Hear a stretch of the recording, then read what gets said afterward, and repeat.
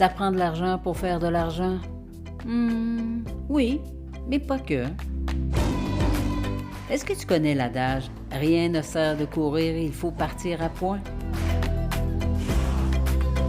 Alors, si le financement d'entreprise t'intéresse, suis-moi.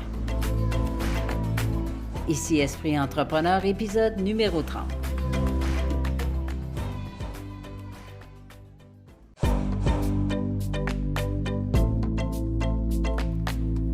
Hey, bonjour et bienvenue sur le podcast Esprit Entrepreneur.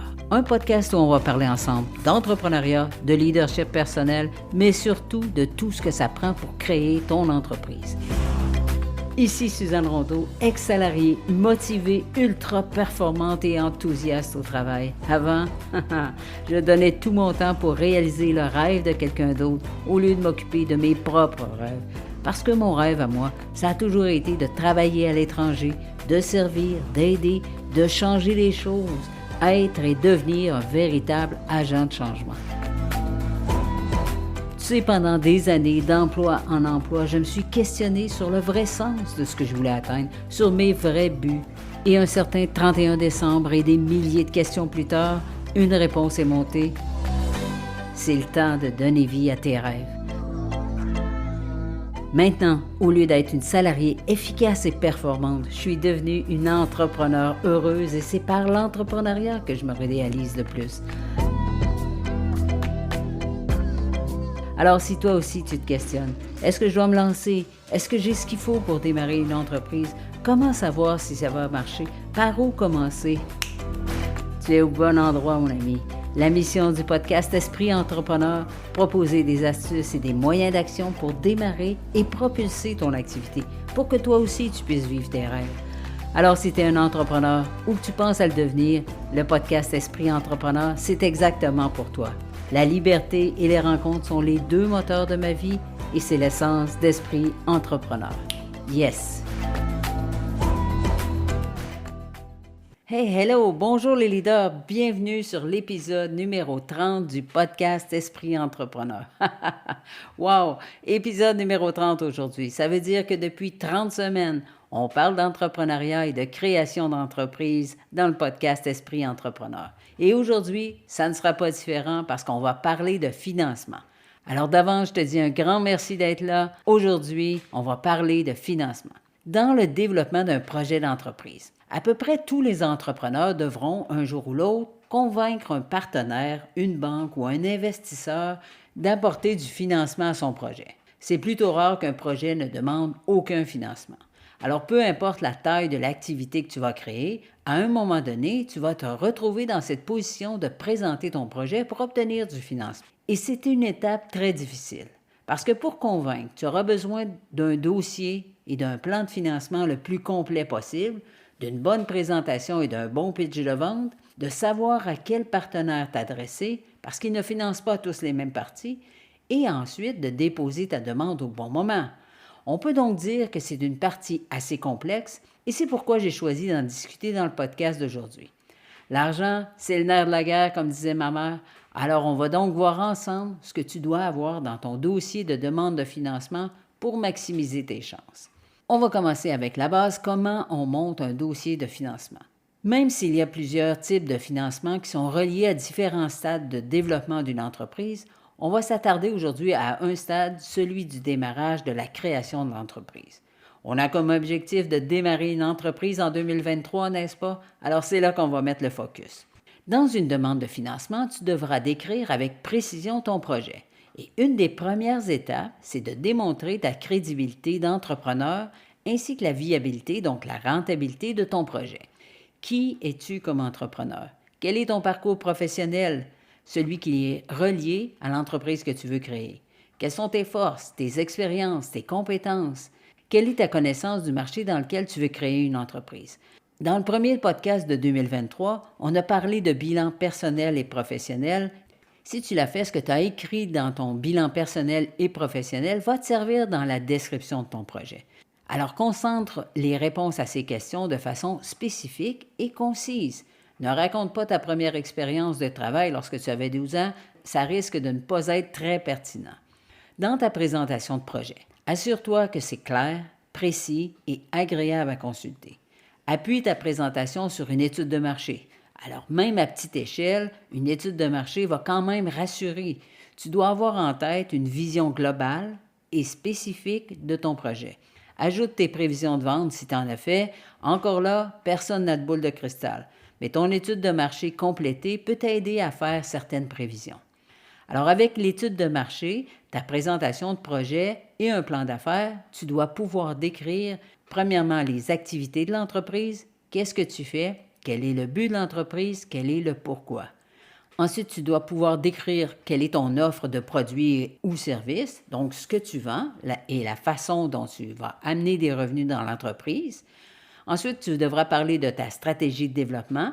Comment est-ce que tu vas vendre tes produits et services? En ligne, en boutique, avec des revendeurs, etc. Tu devras aussi parler de tes compétences et expériences personnelles en lien avec l'entreprise que tu veux créer. Et c'est très important d'inclure cette partie parce que ça va renforcer ta crédibilité d'entrepreneur. Tu devras aussi parler des aspects légaux. Est-ce que ton entreprise est légalement constituée? Si oui, sous quelle forme? Enfin, tu devras aussi inclure quelques prévisions financières, démontrer ton apport personnel. Si tu as déjà des ententes d'achat, alors c'est une bonne idée de les inclure dans ton document de présentation de projet. Et si tu as d'autres documents financiers, alors inclus-les aussi dans ta présentation. Deuxième étape, comment on monte un dossier? Alors, si tu as déjà fait ton plan d'affaires, tu maîtrises sans doute tous les aspects de ton projet. Ajoute des tableaux aux besoins pour illustrer et faciliter la compréhension du projet que tu veux créer. Toi, tu le connais parfaitement. L'interlocuteur qui est face à toi, lui, en a aucune idée. Alors, utilise des données réalistes, réelles, et garde une marge de manœuvre en temps et en argent. On le sait, il y a toujours des délais et des retards, que ce soit au niveau des recouvrements de factures ou dans les délais avec certains fournisseurs de services. Et je reviens encore une fois sur la clarté.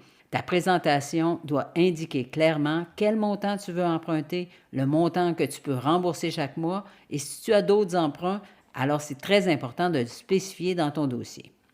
Maintenant, quels documents remplir pour monter ta demande de financement? La plupart des financiers ont leur propre formulaire de demande de financement, et c'est super important de le compléter avec attention. Dans une majorité de formulaires, on retrouve les sections suivantes. Une partie pour présenter le projet. Donc, utilise ton pitch de vente dans cette partie. Tu devras décrire ton projet, la nature de ton activité économique. Ensuite, il y aura une partie plus formelle et juridique où tu devras inscrire le nom de l'entreprise ou du projet, les statuts légaux, qui est le responsable du projet. Ensuite, une dernière partie qui est beaucoup plus personnelle. Tu devras inclure le CV du responsable de projet, fournir une pièce d'identité de résidence. On demande parfois un document gouvernemental comme les avis d'impôt ou d'autres documents tels que la mise de fonds. La troisième partie d'une demande de financement est réservée aux documents complémentaires. Règle générale, on va te demander ton plan d'affaires pour étudier ta demande de financement. Pourquoi? Parce que dans un plan d'affaires, on retrouve déjà les principaux aspects de ton projet. Le projet global, donc le concept, le marché, le modèle économique, l'équipe et les finances, mais aussi le plan d'affaires renseigne sur qui est à la base du projet. Et ce sera important de mettre en lumière tes forces pour mener à bien le projet. C'est tout un travail que de déposer une demande de financement. Et plus tu vas y apporter d'attention, plus la qualité de ce que tu fais et de ce que tu es va se refléter dans ta demande. Alors, travaille chaque étape, présente ton étude de marché, ton modèle économique et démontre clairement la rentabilité de ton projet. Le fait de joindre ton plan d'affaires à ta demande de financement permet aux financiers de s'assurer que tu as bien étudié tous les aspects de ton projet. Tu as fait un très bon travail, alors montre-le, parce que tu seras jugé sur tes capacités à rendre un dossier autant que sur les chiffres qu'il contient. Oh, et une petite note au sujet du plan d'affaires, retiens que tu devras sans doute faire plus d'un plan d'affaires, car en fonction des gens à qui tu le présentes, tu devras certainement y apporter quelques modifications pour mettre certaines parties en lumière et pas d'autres. Maintenant, si on parlait de comment sera évaluée ta demande de financement. Les financiers seront très attentifs aux aspects qui touchent la rentabilité de ton projet, notamment le montant de ton apport personnel, financier et en nature. Donc, si tu fournis des équipements, tu dois l'inclure dans le montant de ton apport personnel. Ils vont vérifier aussi ton taux d'entêtement et la capacité de remboursement du projet.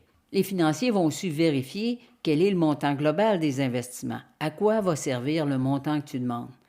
Sera aussi vérifié le niveau de garantie que tu peux apporter face à l'emprunt que tu sollicites. Si tu as déjà reçu des aides financières de d'autres structures, ça serait une bonne idée de le mentionner afin de démontrer que d'autres croient aussi à ton projet et suffisamment pour t'accorder un montant d'argent. Et tout ça va renforcer la crédibilité de ton projet. On parle beaucoup de crédibilité et c'est très important quand on se présente devant des financiers. Alors assure-toi que tes chiffres sont présentés en ordre, ton apport personnel, l'apport de tes proches et les demandes de subventions reçues, les prêts d'honneur, etc. Tous ces montants peuvent apporter des garanties supplémentaires à ta demande de financement.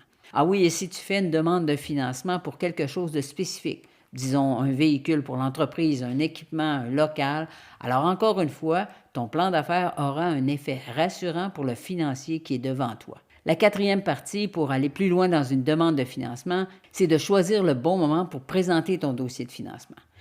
Comme entrepreneur, on a souvent tendance à penser que demander du financement, c'est la première chose à faire.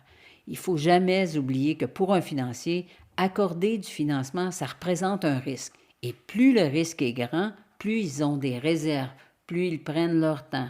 Au contraire, si tu te présentes devant un financier avec un solide modèle économique, que tu as déjà démarré ton projet et que tes premières ventes sont faites, tu ajoutes une force supplémentaire à ta demande de financement. Si tu n'as pas démarré ton activité encore, alors porte une grande attention aux risques pour le prêteur. Peut-être que c'est une bonne idée de reporter un peu dans le temps ta demande de financement, de sorte de mettre toutes les chances de ton côté.